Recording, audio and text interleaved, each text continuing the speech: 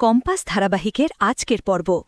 ধারাবাহিকের শুরুতেই আমরা দেখি অখিলেশ রিচ্চাকে বলে, এই মেয়েটির এই বাড়িতে ঢোকার পেছনে নিশ্চয়ই অন্য কোনো কারণ আছে।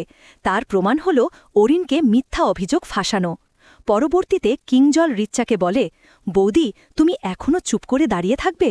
বাড়ির ছেলেকে একটা বাইরের মেয়ে অপমান করছে আর তুমি কিছুই বলবে না?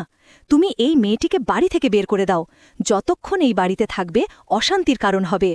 পরক্ষণেই বিহান অরিনকে জিজ্ঞেস করে, এই মেয়েটা যা বলছে সব কি সত্যি? তখন কিংজল বলে, তুই ওই মেয়েটিকে জিজ্ঞেস না করে তোর ভাইকে জিজ্ঞেস করছিস? তুই বুঝতে পারছিস না ফাঁসানোর জন্য এই মেয়েটা এসব প্ল্যান করেছে?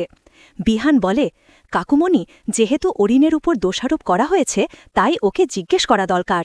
অন্যদিকে আমরা দেখি মাহিন বুবলিকে হুঁশিয়ার করে বলে, তুই যদি আমার ভাইয়ের নামের সত্যি কথা বলিস তাহলে আমি তোকে বাড়ি থেকে বের করে দেব, তোকে শেষ করে দেব, তোর পরিবার না খেয়ে রাস্তায় বসবে।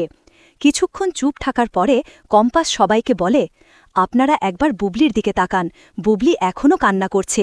ওর দিকে ভালোভাবে দেখলেই বুঝতে পারবেন আমি সত্যি বলছি কি মিথ্যা। তাছাড়া আপনারা বুবলিকে জিজ্ঞেস করুন। পরক্ষণে বিহান, কিংজল আর সবাই মিলে বুবলিকে জিজ্ঞেস করে, আসলে ওর সাথে কি হয়েছে? বুবলি চুপ থাকে আর কান্না করে। পরক্ষণে কম্পাস বলে, তুমি কার ভয়ে এসব করছো? সবাইকে বলো, অরিন তোমার সাথে কি অসভ্যতা করেছে? কিন্তু বুবলি কোনো কথাই বলে না। এরপর বাবুলাল বলে, বুবলি, তুমি বলছো না কেন? আসলে তোর সাথে কি হয়েছে? সবাই তো তোর থেকে সত্যিটা জানতে চাইছে। কিছুক্ষণ পর আবারও কম্পাস বলে, তুমি ভয় পেও না, তোমাকে কেউ কিছু বলবে না, তুমি বলো সত্যিটা কি?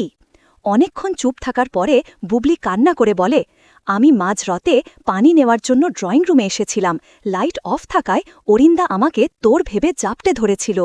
বুবলির কথা শুনে কিংজল বলে, আমি আগেই বলেছিলাম বৌদি, এই মেয়েটা আমাদের বাড়ির ছেলেকে অপমান করার জন্য এসব করছে। পরক্ষণে কম্পাস বুবলিকে বলে, তুমি হয়তো ভয় পেয়ে এসব কথা বলছো, হয়তো ভাবছ সবাইকে সত্যিটা বলে দিলে তোমাকে বাড়ি থেকে বের করে দেবে। তবে একটা কথা মাথায় রাখো, যদি আমাকে জড়িয়ে বাড়ি থেকে বের করে দেয় আমি তোর সাথে বের হয়ে যাব। এমনকি কাজ খুঁজে দেবার দায়িত্ব আমার। তুমি সবাইকে সত্যিটা বলো প্লিজ বুবলি। পরের সিনে অখিলেশ বলে, তুমি কি জোর করে মিথ্যাটা সত্যি প্রমাণ করতে চাও? যা কখনো ঘটেনি বুবলি কেন বলবে? অন্যদিকে রুদ্রের বউ রুদ্রকে বলে, আমার মনে হচ্ছে কম্পাস কখনো মিথ্যা কথা বলে না।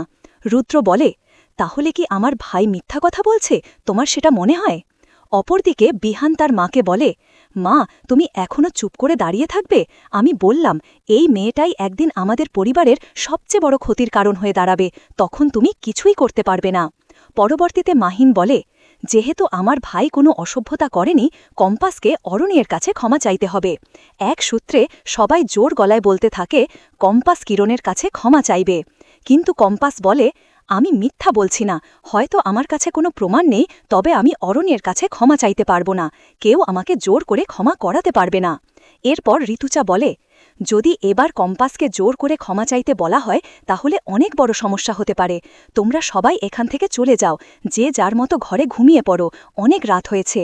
তখন কিংজল বলে, বৌদি, আমি কখনো তোমার মুখের ওপরে কথা বলিনি, তবে আজকে বলতে বাধ্য হচ্ছি, আমার ছেলে অরিনকে অকারণে দোষারোপ করেছে। ওই মেয়েটি যদি বাড়ির বউ না হতো আমি তাকে চড় মারতাম। পরক্ষণেই হিচ্চা বলে, আমি তো তোমাদের এখান থেকে চলে যেতে বলেছিলাম, কথা কানে যায়নি তোমাদের? এরপর কেউ কিছু না বলে সবাই ঘরে চলে যায়। সবাই চলে যাওয়ার পরে কম্পাস শাশুড়িকে বলে, মা, অন্তত বিশ্বাস করুন আমি মিথ্যা বলছি না, অরিন বুবলির সাথে অসভ্যতা করেছে। শাশুড়ি বলে, আমাদের বাড়িতে একটা নিয়ম আছে, আমাদের ছেলেরা কোনো মেয়েকে অসম্মান করে না, তাই তোমাকেও সেই নিয়ম মানতে হবে। তাছাড়া তোমার কাছে কোনো প্রমাণ নেই, সবার উক্তিতে তুমি অন্যায় করেছ। অন্যদিকে আমরা দেখি বাবুলাল বুবলিকে জিজ্ঞেস করে, তুই সবার সামনে মিথ্যা কথা কেন বললি? কম্পাস, ওই মেয়েটি যতদিন এসেছে সে অনেক ভালো মেয়ে, আমাদের সঙ্গে বন্ধুত্বসুলভ সম্পর্ক গড়ে উঠেছে। সেই মেয়েটি তোকে বাসাতে গিয়ে উদ্ভট পরিস্থিতিতে ফেলে দিয়েছে, কিন্তু এটা কেন করলি বুবলি? বুবলি কান্না করে বলে, আমার কিছু করার ছিল না।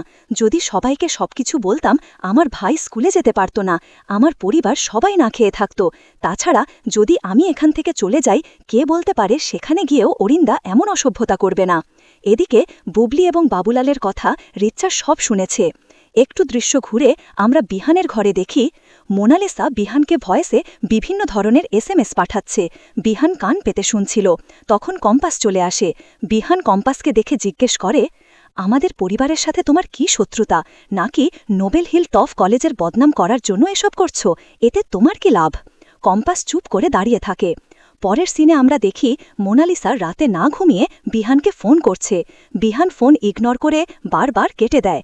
এটা দেখে মোনালিসা কান্না করে বলে, তুমি আমাকে ইগনোর করছো কেন? এই ছিল কম্পাস ধারাবাহিকের আজকের আপডেট। ভিডিওটি যদি ভালো লাগে চ্যানেলটি সাবস্ক্রাইব করে পাশে থাকা বেল আইকনটি অন করুন। আপনারা অবশ্যই মূল্যবান কমেন্ট করতে ভুলবেন না।